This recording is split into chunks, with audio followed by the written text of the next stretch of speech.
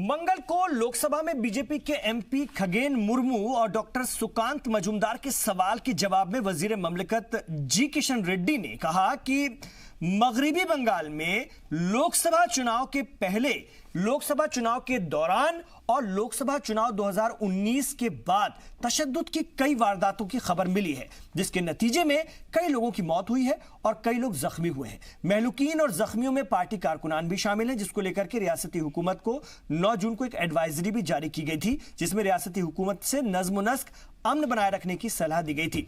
उन्होंने कहा कि कुछ जानकारी मिली है कि जमातुल मुजाहिदीन ये जो एक बांग्लादेशी संगठन है, तंजीम है, बर्दमान और मुर्शिदाबाद के कुछ मदरसों का इस्तेमाल इंतहा पसंदी और तकर्रुरी की सरगर्मियों के लिए कर रही है। आपको फिर से बता दूं मैं, यह है जमातुल मुजाहिदीन, ये दहशतगर्द टाइप की तंजीम है, इंतहा पसंद तंजीम है, ये बांग्लादेश की तंजीम है और ये यहां पर मदरसों का इस्तेमाल करके यहां पर तकर्रुरी करवा रही है। सरकार ने जमातुल मुजाहिदीन बांग्लादेश या फिर जमातुल मुजाहिदीन इंडिया या जमातुल मुजाहिदीन हिंदुस्तान सभी को अनलॉफुल एक्टिविटीज प्रिवेंशन एक्ट 1967 के तहत दहशतगर्द तंजीम करार दिया है।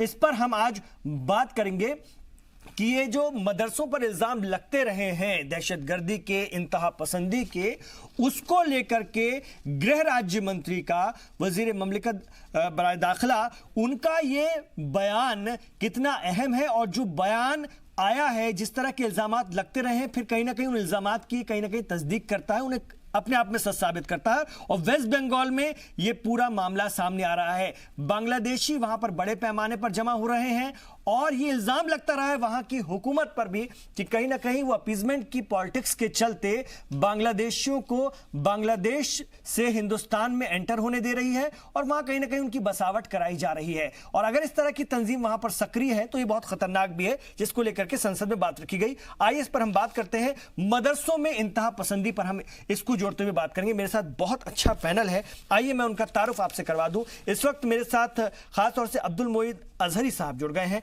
आप स्कॉलर हैं, अल अजहर यूनिवर्सिटी मिस्र से आप फारिग हुए हैं, आपका खैर मकदम है, स्वागत है इस प्रोग्राम में। मैं आपसे बहुत सारी बातें सुनना चाहूंगा, करना चाहूंगा। असद खान फलाई साहब को भी मैंने जोड़ा, इस्लामिक स्कॉलर हैं, अक्सर मेरे प्रोग्राम का हिस्सा बनते हैं। सर आपका भी स्वागत है, खैर मकदम है।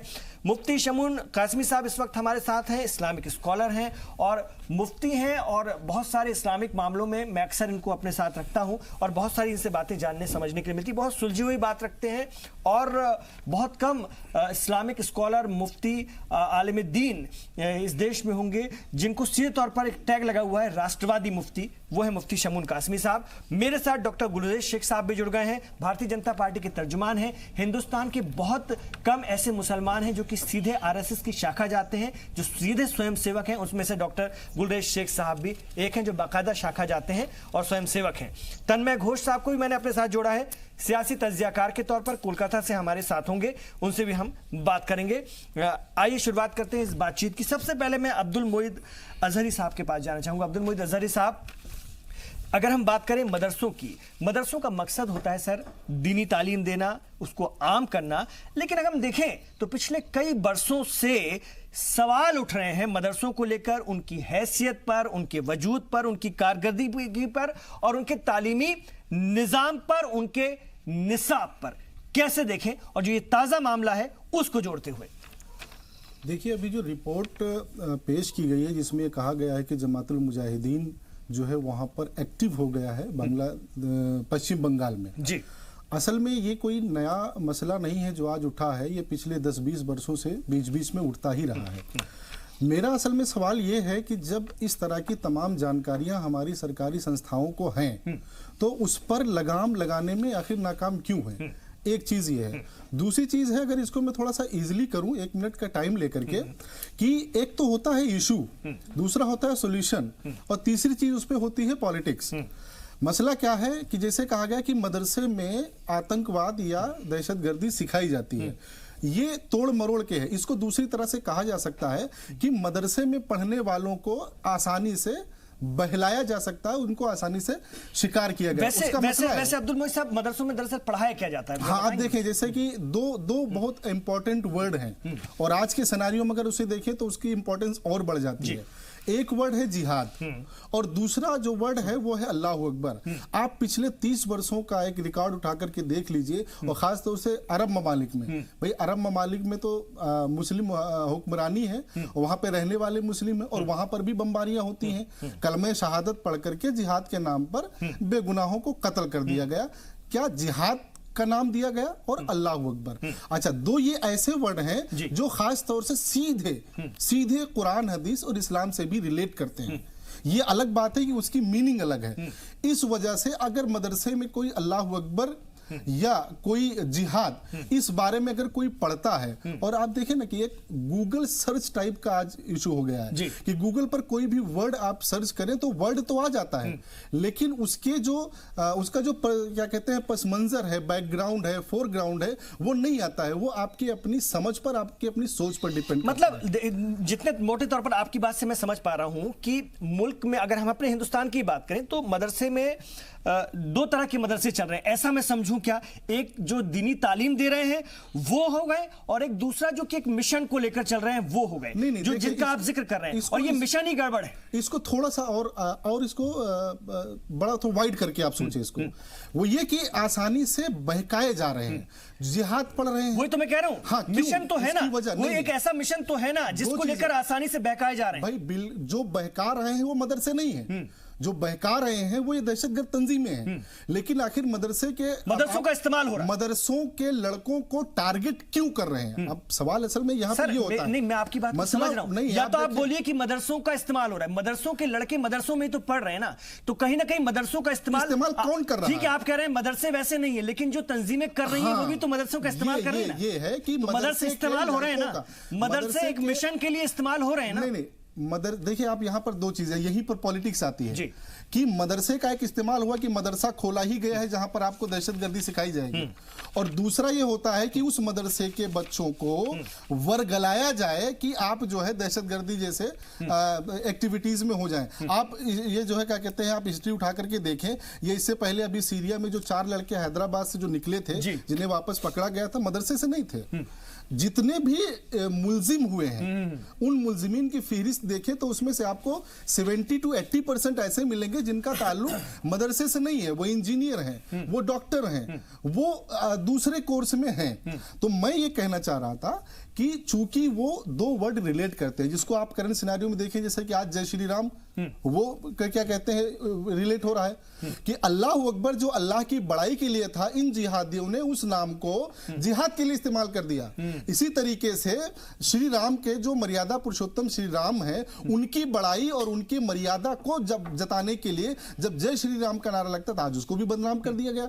ठीक है, तो दोनों सिनेरियो एक ही जैसे हैं। ठीक है, अब क्या है कि हल निकलना चाहिए। आपको याद होगा कि आज से तकरीबन 6 साल पहले 2015-16 की बात है, जब तालिबान और ISIS ये दोनों का आपस में टकराव हुआ और इन दोनों ने साउथ एशिया में अपनी ब्रांच खोलने की बात कही। ISIS ने भी किया था और तालिबान ने भी किया था, और यही की तंजीमों ने और यहीं के लोगों के नाम आए थे, वो भी सरकारी संस्थाओं से आए थे कि ये लोग उसकी अगुवाई करने के लिए तैयार हैं। मसला यहां पर यह है कि अगर इस तरह की इंफॉर्मेशन हमारी किसी भी सरकारी संस्थान के पास आती है और कोई भी दहशतगर्दी जैसे मामलात में अगर वो शामिल होता है, तो उस पर सबसे पहले कार्रवाई होनी चाहिए और उस पर सबसे पहले संज्ञान में उसको लेकर के कड़ी एक्टिविटी होनी चाहिए। इससे नहीं कि आप उसको देखो कि यार मदरसे में पढ़ाया जाता है, और मुझे लगता है आप सही कह रहे हैं, आप सही कह रहे हैं, आपने चीजों को पकड़ा, मैं समझ पा रहा हूं आपकी बात। और मुझे लगता है ये सरकार जो इस वक्त है, कम से कम वो तो नहीं बख्शेगी, कम से कम वो नहीं बख्शेगी, ये उम्मीद हम कर सकते हैं। नहीं, सरकार कोई भी हो, ये हो कांग्रेस हो, जो भी आए। नहीं, क्योंकि इस पर भी राजनीति होती है, इस पर भी सर बड़े हिसाब से अपीजमेंट की राजनीति होती है ना, इसलिए मैंने कहा, इसमें भी मैंने कहा देखिए, क्योंकि हालात जब बिगड़ते हैं, असद खान फलाई, मैं आ रहा हूं सर, असद खान फलाई साहब, हालात जब बिगड़ते हैं तो मुशर्रफ को पाकिस्तान के लाहौर में लाल मस्जिद पर भी उसके आगे भी तोप लगानी पड़ती है, क्योंकि हालात जब बिगड़ जाते हैं, जो कथित तौर पर इस्लामिक देश है, मैं नहीं मानता उसको, मुबैना इस्लामिक देश में भी लाल मस्जिद के बाहर जो मदरसा है उसके बाहर लगानी पड़ती है तोप, क्योंकि हालात सर से बाहर हो चुके होते हैं, पानी निकल चुका होता है। तो हालात कहीं ना कहीं पैदा करने की किसी ना किसी लेवल पर कोशिश तो होती है। जो अभी मामला निकल कर आया, जो बात ये भी बता रहे हैं अब्दुल मोइज साहब, कहीं ना कहीं कोई तो ऐसी चीज है जो कि इस्तेमाल की जा सकती है, इस्तेमाल हो रही है। और जो इन्होंने कारण बताए, वजूहात बताई। इमरान साहब, आपने अब दो टॉपिक कर दिए यहाँ पर। एक तो पाकिस्तान के अंदर जो इस वक्त दहशतगर्दी है वो एक अलग चीज हो जाएगी, उस पर अगर आप बोले तो मैं उस पर अलग बोलूं, और इधर वाले पे अगर आप कहें तो मैं यहाँ वाले पे जो अभी इस मैं इंतहा पसंदी की बात कर रहा हूं सर। इंतहा पसंदी जब चरम पर होती है तो फिर कहीं ना कहीं उससे उस लेवल पर आपने जो लाल मस्जिद का जिक्र किया, चलिए मैं वहीं से शुरुआत करता हूँ। लाल मस्जिद का जिक्र नहीं, वहां तो आए दिन मसाजिद में बम फूट रहे हैं, और कौन है फिर फोड़ने वाले? भाई दहशतगर्दी का मतलब क्या होता है? लोगों के दिलों में दहशत पैदा करना, वही तो दहशतगर्द कहलाता है। तो आप लोगों के दिलों में जो है दहशत पैदा कर रहे हैं, आए दिन बम ब्लास्ट हो रहे हैं, मसाजिद के अंदर हो रहे हैं, मदारिस में हो रहे हैं, सब जगह हो रहे हैं। वो एक अलग उसकी पूरी एक हिस्ट्री होगी। मैं आपको बताऊं इमरान साहब, वो तो यही हुआ कि जो गैरों के लिए गड्ढा खोदता है ना, पहले खुद उसी में गिरता है। इसमें कोई इंकार नहीं। बड़े बड़े स्कॉलर, अगर आप पाकिस्तान के भी स्कॉलर्स को पढ़ेंगे जिन्होंने टेररिज्म के खिलाफ लिखा, उन्होंने ये बात एक्सेप्ट की है कि इन्होंने ये टेररिज्म, ये दहशतगर्दी हिंदुस्तान के खिलाफ इस्तेमाल करने के लिए सर। और आज ये खान फलाही साहब, देखिए मैं आपकी बात को समझ रहा हूं, लेकिन दहशतगर्दी जो है ना, आपने बताया, लेकिन दहशतगर्दी का जो मंशूर होता है ना, वो एक ही होता है। वो सऊदी अरब से लेकर के बहरीन, बहरीन से लेकर के कतर, और कतर से लेकर के सीरिया, सीरिया से लेकर के हिंदुस्तान, पाकिस्तान। हाँ, इलाकाई जो नजरियात हैं उसके हिसाब से वो थोड़ा ऊपर नीचे हो सकता है, लेकिन मंशूर वही होगा सर। मंशूर इंतहा पसंदी और दहशतगर्दी फैलाने का मकसद वही होगा, और उसमें धर्म का इस्तेमाल, मजहब का इस्तेमाल करना, सबके अलग अलग मकासद हैं। जितनों के भी आपने नाम गिनाए, इन सबके अलग अलग मकासद हैं। पाकिस्तान के अगर दहशतगर्दी देखेंगे तो उनके मकासद अलग हैं, सीरिया के देखेंगे तो उनके मकासद अलग हैं, ISIS जो इराक और शाम में हैं उनके मकासद अलग हैं। इन सब के अलग अलग मकासद है, इन्होंने सब अलग अलग थे।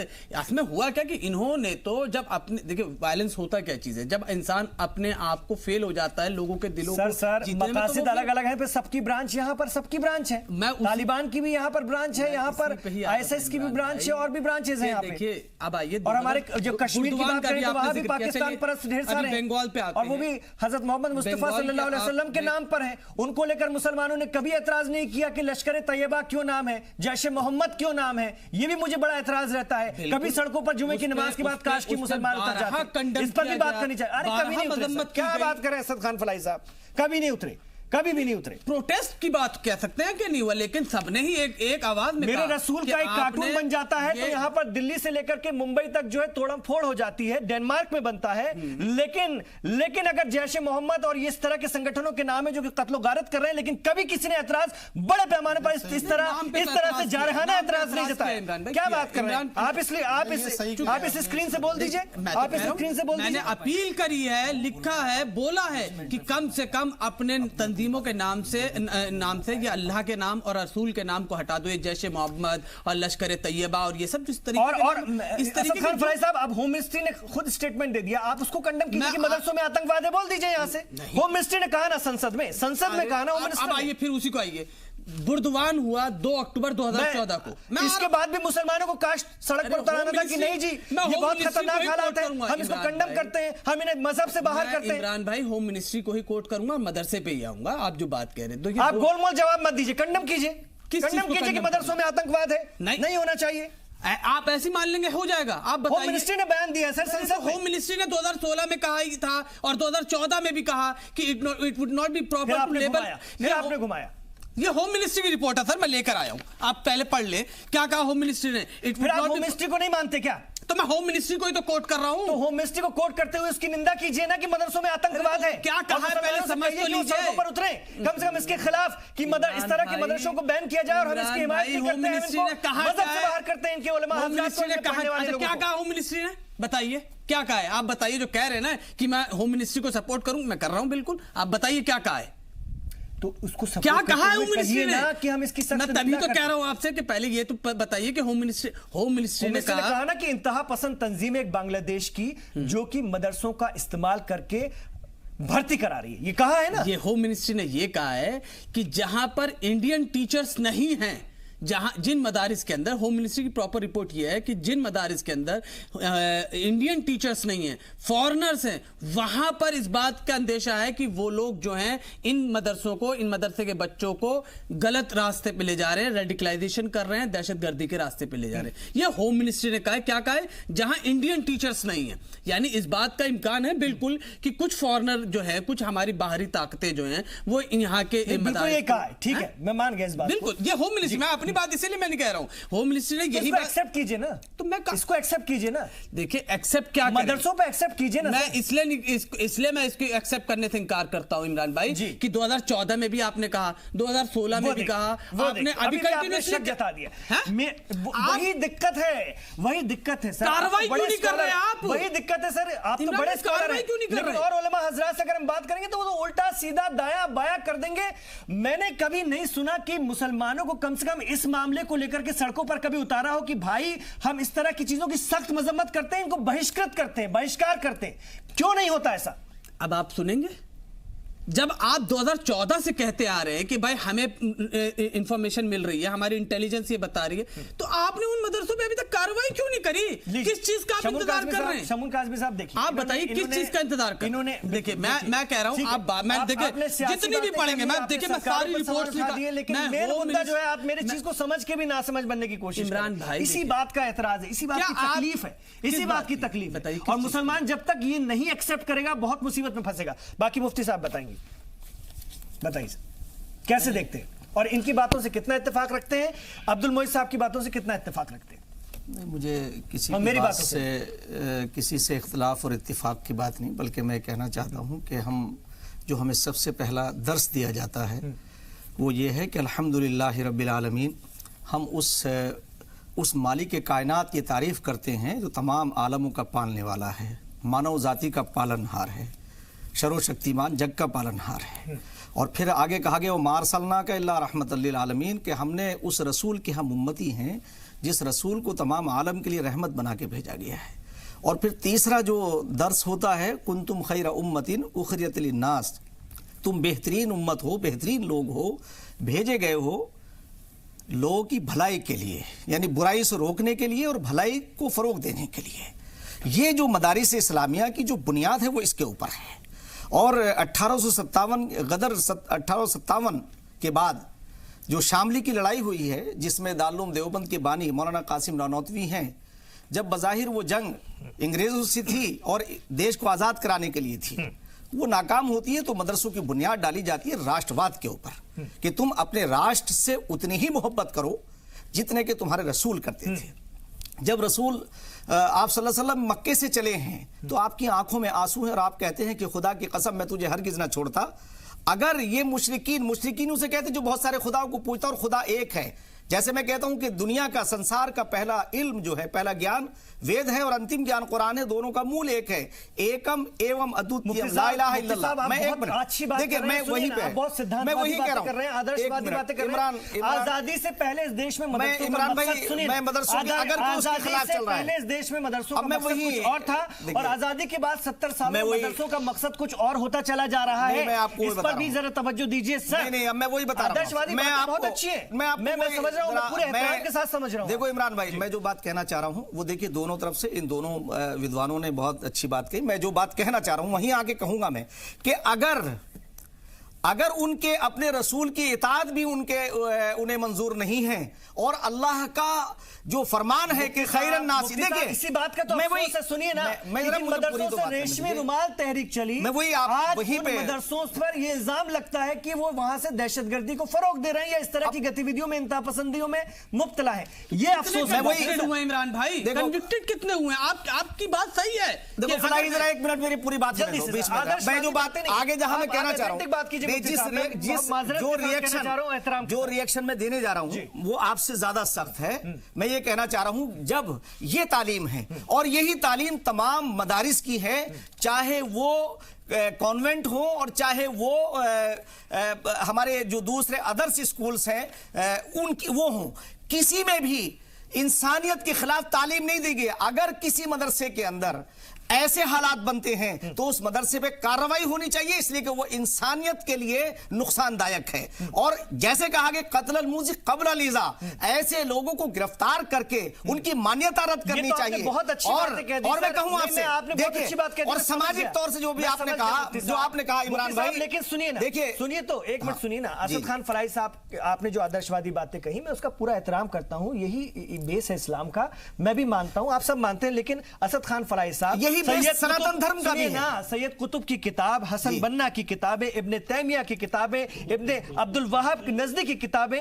ये वो किताबें हैं जो मिस्र में बैन है असद खान फराई साहब, हिंदुस्तान में पढ़ाई जा रही हैं। दो शब्द कहेंगे? अच्छा ये बताइए, मिस्र ने क्यों इनको इख्वानुल मुस्लिमीन का आप जिक्र कर रहे हैं? चलिए, मौलाना मदूदी का नाम नहीं लिया आपने? हाँ, वो भी ले लूंगा सर। जो जिन किताबों का आप जिक्र कर रहे हैं, मैं डर रहा हूं दरअसल सर, मैं डर रहा हूं दरअसल उनका नाम लेने से। मैं ना, मुझे डर लग रहा है सर, इसलिए मैं उनका नाम नहीं ले। जल्दी से आप बात हो रही, डरिए क्यों? नहीं, मिस्र ने अपने उनके नहीं, मुझे उनकी किताब अल जिहाद याद है, लेकिन मैं जरा डर रहा हूँ, समझ रहे ना आप? ठीक है, चलिए आप अपनी बात रखिए। मैंने जो आपसे सवाल किया, असद खान फराई साहब, आप बताइए क्यों हिंदुस्तान में वो बैन नहीं है, पढ़ाई जा रही है? क्योंकि वो जो तहरीक आप बात कर रहे हैं, वो मिस्र को सामने रख के, मिस्र की हुकूमत को सामने रख के की गई थी। मिस्र ने उसके ऊपर बगावत का एलिगेशन लगाया कि ये बगावत हो गए, रिबेलियन हो गए, इसलिए उनके खिलाफ, मतलब हिंदुस्तान में वो रिलेवेंट है।